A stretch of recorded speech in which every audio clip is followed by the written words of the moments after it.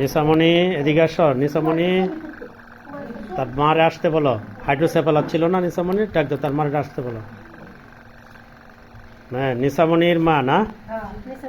হ্যাঁ কি ছিল সমস্যা নিশামণির বলো, কি সমস্যা ছিল?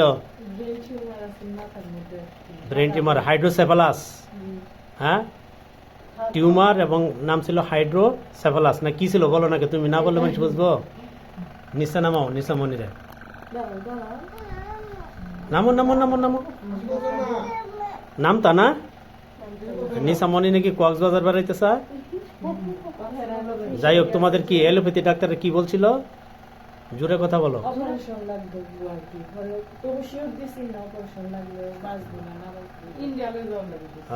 বলছিল যে ইন্ডিয়া নিয়ে যেতে হবে, অপারেশন করতে হবে, এরপরেও গ্যারান্টি নাই বাঁচবো না না বাঁচবো।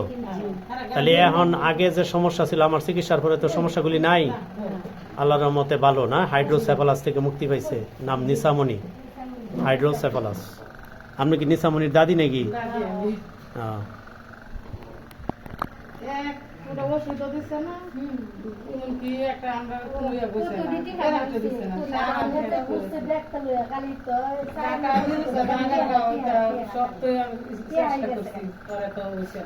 পরে কি আমার কাছে আসলেন না? যাক আল্লাহর রহমতে হাইড্রোসেফালাস থেকে মুক্তি পাইছে এবং এই হাইড্রোসেফালাসের কোনো চিকিৎসা এলোপ্যাথিতে নাই। এলোপ্যাথিরা